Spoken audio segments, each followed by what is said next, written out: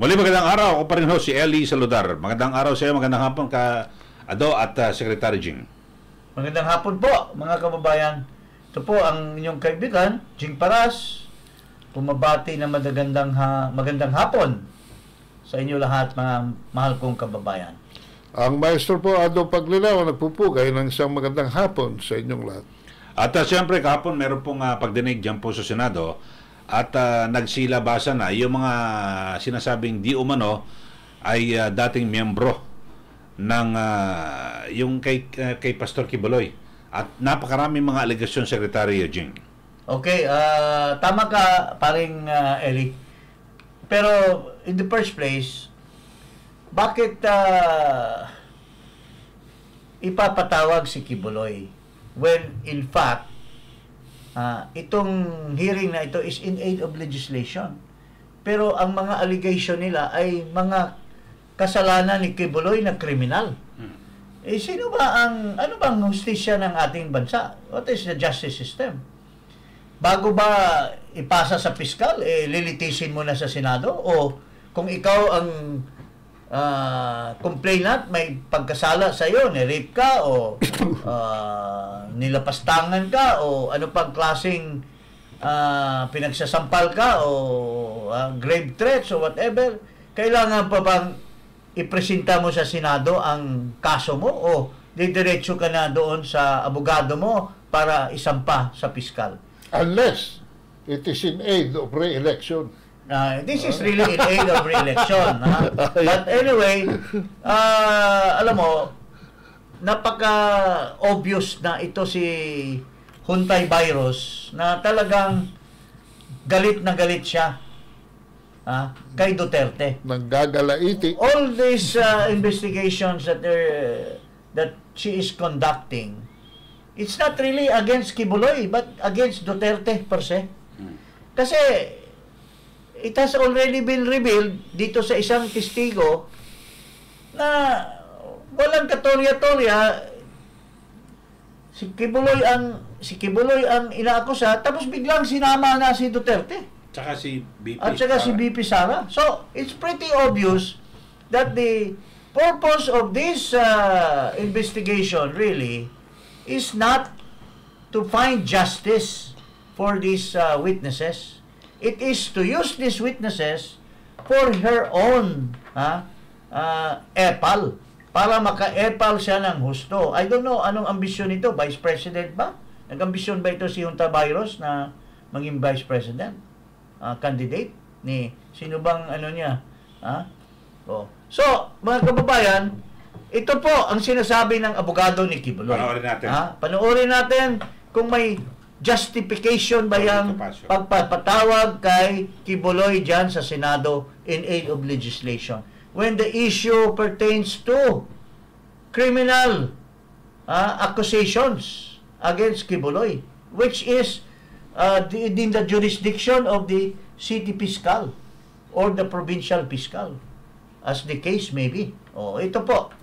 Nagiging tenor na o tema ng mga usapin dito or is whether or not si Pastor Quiboloy ay guilty of certain crimes. Ito pong mga question na ito ay nagdesisyon na po ng ating piskalya at meron pong pending na kaso sa Estados Unidos. So, para sa amin po hindi po in aid of legislation ito. What legislation do they want to formulate out of this kind of inquisitorial system of inquiry? Galing po yan sa abogado ni Quiboloy na si Attorney Ferdy Topacio. At incidentally, ito si Attorney Ferdy Topacio and myself were members of the Volunteer Against Crime and Corruption. Kami nila Dante Jimenez. And natuklasan namin dahil mayroong isang ama nakalalabas lang niya sa preso at hinahanap niya yung mga anak niya. Hinahanap niya yung mga anak niya ay narinig daw niya na may isang senadora na dinitain yung mga anak niya. Kasi daw itong mga anak na ito may kinalaman doon sa kay sa may kinalaman bilang testigo doon sa kay Kian Santos. Kian de los Santos. At natuklasan namin na itong senadora pa lang, ang pangalan ay Hontiveros, ito pala ang nagtago nitong mga bata. So sinamahan namin yung ama through the BACC para ma-recover niya yung mga anak niya. Aba, pinagtataguan ni Hontiveros ang mga anak.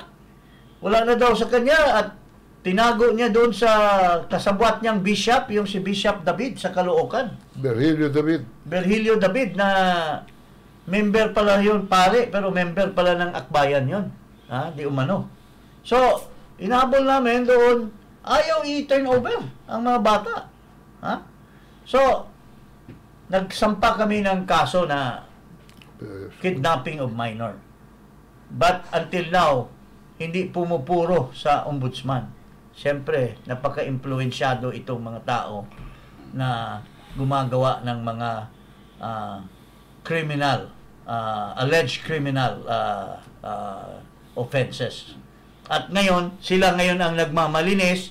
Si Kibuloy naman ang tinitira nila na may kasalanan daw. Pero, bakit mo ililitis sa Senado? Anong legislation that you will get out of it? Paring Ado, anong masasabi mo? Ako'y naku-confuse dito tuwing palapit na ang eleksyon dumadami itong mga hearing na pinatawag in aid of pre-election. Wala naman yan Ang sabi nga ng abogado, hindi pumasa sa piskalya. So, ano ibig sabihin nun? Pumasok na ito sa due process at yung due process, isinuka na ito. At ito ay nililitis din ngayon sa US. So, hindi na ito. This is actually travesty of the legislative process. Sub judice na nga ito Sub judice na yan And they are using the powers and influence of Congress kasi they can always allege na no, we are not bound by the sub judice rule. Pero is that morally right considering that the facts of the case already show that nalitis na po ito at itong mga testigo, mga recycled na po itong mga testigo na ito. Tapos ngayon kinasabwat pa ang ating dating Pangulo at yung kanyang mahal nating Vice President. Paring Eli, ano masasabi mo dyan? Okay, so eto panoorin nga natin mga kababayan yung nagpakilala ng dating miyembro at meron po siyang mga aligasyon na nakita niya raw mismo. Okay. Yung na may dalang baril. Okay, panoorin po natin. Bukod sa mga alegasyon ng pang-aabusong sexual sa mga babaeng miyembro, may mga alegasyon din ng pisikal na pananakit umano ni Pastor Apollo Kibuloy na naungkat sa pagdinig ng Senado tungkol sa umano'y pang-aabuso sa mga miyembro ng Kingdom of Jesus Christ. Isa sa mga umarap si alias Rene, dating hardinero at miyembro ng KOJC. Doon ko na po naranasan ang pananakit mismo sa kamay ni Kibuloy. Pag hindi po siya nagagandahan sa aming landscape sa mansyon niya, sinasampal niya po kanya at pinahampas. Ayon kay alias Rene, nakita pa niyang bumisita noon kay Kibuloy sina dating Pangulong Rodrigo Duterte at Vice President Sara Duterte. Minsan po pumupunta din po doon si former President Rodrigo Duterte at former Mayor, Davao Mayor Sara Duterte. At pag umaalis na po sila doon sa Glory Mountain, dala na po nila yung mga bag. Siya pong bag na nilalagyan po ng mga baril. Nakita mo ng sarili mong mata na inilabas ang laman ng mga bag at ang lamang ito ay mga baril na iba't ibang klase. Yes po, Madam Chair. Sinusubukan pa namin kunin ang panig ng dating Pangulo at ng Vice President. Obvious na mga leading question. Can you imagine, tatanungin itong Hontiveros, nakita mo ba, parang may usapan na sila Parang planted na yung question nakita mo ba personal yung laman ng loob ng it's so unrealistic Pare, hardinero yun. papaano sa level, hindi minamalitan ng dinero, na makikita niya yung bag. At saka paano naman nakita yung laman? Binulat-lat ba? Dahil doon sa question ni Hontiveros, binulat-lat ba yung bag ni Digong o ni Inday Sara sa harap nito para makita niya? At saka, these are private meetings. So, hardinero siya, paano naman niya makikita yung... At saka, akala ko ba si Kibuloy ang pinatatawag nila? Bakit biglang napunta? Kay Duterte. Alam mo, hate na hate kasi nito si Hontiveros, si Duterte. I don't know why, kasi nung panahon pa na presidente si Duterte, talagang nanggigila-iti ito, si Hontiveros, na makahanap siya ng kaso. In fact, dahil the reason na kinidnap niya yung yung mga bata, tinago niya, di umano, para magamit niya na testigo against the war on drugs. Kasi nanggigila-iti siya ng galit kay President Rodrigo Duterte.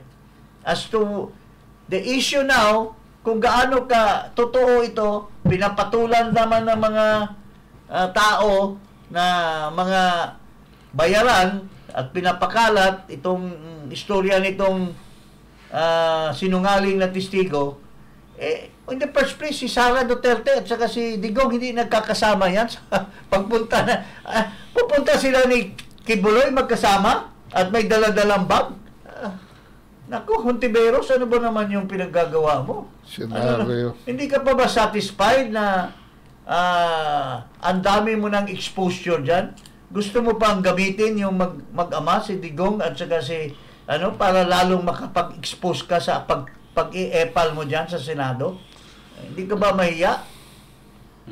Paring ano masasabi mo dyan sa Hontiveros na yan? Nako, marami ako alam dyan Pero hindi ko maintindihan bakit hindi umuusad yung kaso ninyo sa ombudsman. Pati yung wiretapping na pinail din ni former Secretary Vit Aguirre. Yan ba pagkatapos ng term niya, pwede isampa sa ordinaryo? Pwede. Sa ordinaryong But I think siya immune from suit. I was just wondering, criminal act yan. Paano inupuan ni ng ombudsman? Akala ko matino itong ombudsman na ito So, my goodness. Okay, abangan natin. Samantala, sa iba pa nating issue, ito naman, 75% ng mga Pinoy, hindi raw nasisiyahan sa administrasyon. Hindi nasisiyahan dito ang mga tao sa ginagawa nila kay Duterte. Dito naman, ang mga Pilipino hindi rin nasisiyahan sa ginagawa ng administrasyon. Ito, pakita natin. Maraming Pilipino ang dissatisfied o hindi nasiyahan sa mga hakbang ng pamahalaan upang ibsan ang kahirapan sa bansa at tugunan ng mataas na presyo ng mga bilihin at serbisyo. Ayon ito sa tugon ng masa survey ng Okta Research Group kung saan 1,200 kababayan ang tinanong. 75% sa ating mga kababayan ang dissatisfied sa pagkontrol sa presyo ng mga bilihin. 46% naman ang dismayado sa pagtugon sa kahirapan sa bansa. Mataas din ang dissatisfaction rating sa usapin ng pagkakaroon ng abot-kayang halaga ng pagkain, paglikha ng mga trabaho at paglaban sa katiwalian. So ang tao na mismo ang nagsasalita pero talaga namang masakit sa bulsa yung sunod-sunod na pagtataas sa kanina. Ngayong araw na ito, tumaas na yung presyo ng produktong petrolyo. Mahigit piso. Sunod-sunod na. November, December, January, every month. Last week, nagkaroon ng rollback, pero katiting. Pero ang trend is always going up. Ang accumulative talagang going up. Talagang masakit sa bulsa. Walang nagawa ang Department of Energy dito. Tsaka yung sa kuryente pa. Kuryente. Taas na patas. Ang nakikinabang itong mga kroni. Tingnan mo yung MPSA, yung PSA, Power Supply Agreement ng San Miguel, binasura nitong tao ni Aboitiz, itong si Dimalanta. Sa ERB. Tapos, bumili sa ang Meralco, sa WSM, ang nag-supply naman, ang Aboitiz, na amo ni Dimalanta, at tumaas pa lalo ang presyo ng kuryente ng taong bayan. Galing. So, yun ang klase ng gobyerno mayroon tayo, mga kababayan. So, ito naman. talagang mapagmasid tayo at dapat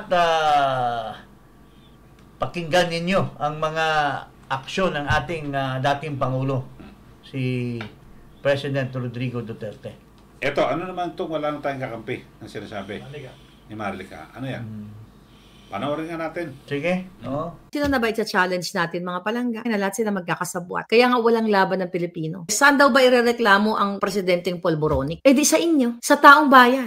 Kasi kasabot niya yung DOJ. Siya ang nag-appoint yan eh. Kasabot niya PIDEA, si Lasso. Wala nang kakampi ang bayan. Sino mag-iimbestiga dyan? Lahat hawak nila. Even dyan sa Korte Suprema. Sino nakakampi ng Pilipino? Eh, saan tayo magsusumbong? Yung mga taong matitino na men in uniform ay nakikita po kung gaano kahayop si Butod. Nakikita ng men in uniform, even mga PSG, yung mga PSC, na mga nakapaligid sa kanila ay nakikita kung paano sigaw-sigawan ni Smugs o ni Butod si Polboronic Kuting. So nag-aantay na lang siguro ng tamang panahon niya. So yung mga kakampi natin na men in uniform, hindi yung mga chief. Sila yung mga nakamonitor sa galawan ng Butod. Imagine nyo lahat sinusuppress. Lahat ng empleyado sa gobyerno, ulit-ulitin ko, gustong hawakan nila ang mga Facebook page. And that is dictatorship. At tinatanggal ang mga taong nasa gobyerno kapag napagtripan lang na, oy, ikaw, Rod, dati ka kay Vic Rodriguez, ikaw yata natitira pang in-appoint or something. Ikaw, dati ka kay Pangulong Duterte. Paano magpa-function ng tama ang flow ng